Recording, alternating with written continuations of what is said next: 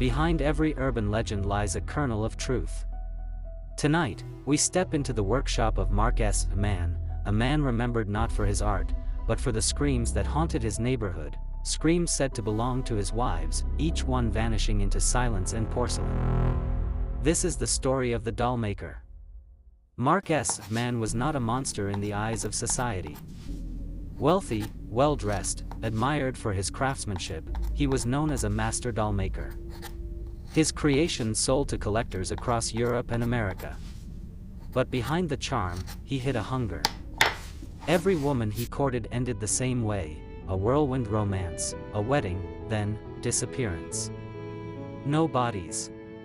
No graves. Only his dolls, growing in number, each more disturbingly lifelike than the last. Mark's first wife, Evelyn, was an artist herself, a delicate soul, with eyes that shimmered with creativity. Their courtship was the stuff of fairy tales. They met at an art gallery, where Mark was displaying one of his early doll creations.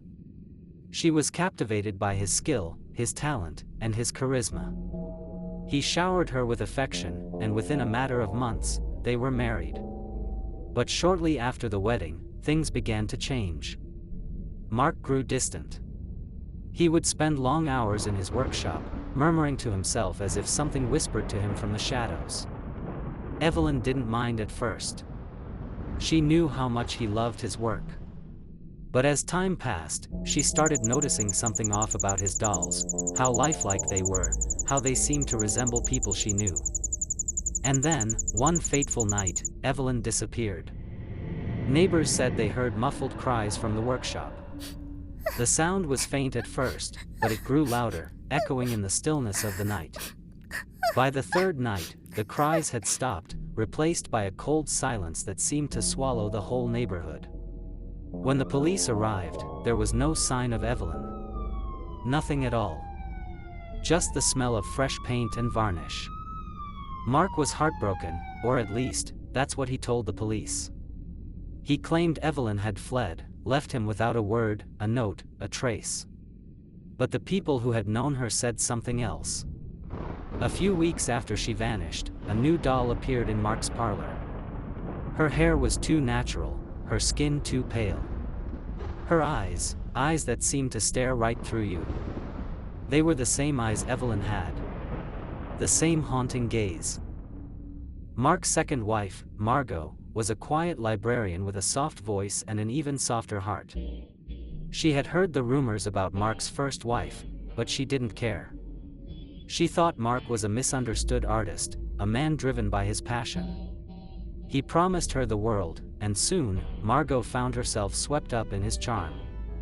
They married within a year of meeting. But, as before, something was wrong. Margot began to notice strange things. Mark would disappear for hours on end, locked away in his workshop. At night, she would hear strange noises, clicking sounds, like porcelain scraping against wood. And she began to see the dolls. Dolls she didn't remember seeing before. Dolls that resembled women she had never met but whose faces seemed strangely familiar. Her fear grew when she started noticing her own face in the dolls. The first one she noticed had her lips. The second doll had her eyes. And the third doll, it had her exact cheekbones, her smile. That's when she knew. Mark's obsession had turned dark. One night, Margot confronted him. "What are you doing, Mark?" she demanded. "These dolls, they look like me." Mark's eyes, once warm and inviting, had turned cold. "They're perfect replicas," he said quietly, "a gift for my collectors." Margot tried to leave, but it was too late. The next day, she was gone. Vanished without a trace. Mark told the police the same story. She'd left him, gone without saying a word. No one believed him, but no one had any evidence to prove otherwise. Weeks later, a new doll appeared in his parlor. It looked just like Margot. Same eyes. Same lips. Same haunting smile. The neighbors began whispering. They had seen Mark carrying something large, something heavy, in the dead of night. But no one dared confront him. They were too scared. By the time Mark married his third wife, his reputation as the Dollmaker was becoming infamous. His dolls were being sold for astronomical sums, their unnerving likeness to the women who had mysteriously disappeared only adding to their allure. His third wife, Helena, was an up-and-coming actress. She was beautiful, poised, and full of life. She too fell for Mark's charm, just like the others before her. But Helena was not as naive. She had heard the rumors, seen the whispers on the street, and when Mark proposed, she hesitated. But he was so convincing, so passionate in his pursuit, that she eventually agreed. It wasn't long before Helena realized something was wrong. She found strange notes hidden in Mark's desk, cryptic messages about creating perfection and preserving beauty. Then, one night, she heard something, muffled cries, just like the others had described. For days, she tried to ignore it. But it became louder. Then, the silence came. And the doll appeared. Helena vanished just as the others had. No one saw her again. Only her doll, with the same eyes, the same smile, and the same chilling stillness. After the disappearance of his third wife, the authorities began to take Mark's case seriously. But by the time they got involved, it was too late. The dolls kept appearing, each one more lifelike than the last. Neighbors claimed they heard strange noises coming from Mark's workshop, scraping sounds, whispers, as if the dolls themselves were alive. And then, one day, Mark vanished. Some said he fled overseas, others believed the spirits of his wives had come back for him, dragging him into the very porcelain of his creations. But even after Mark was gone, the dolls remained.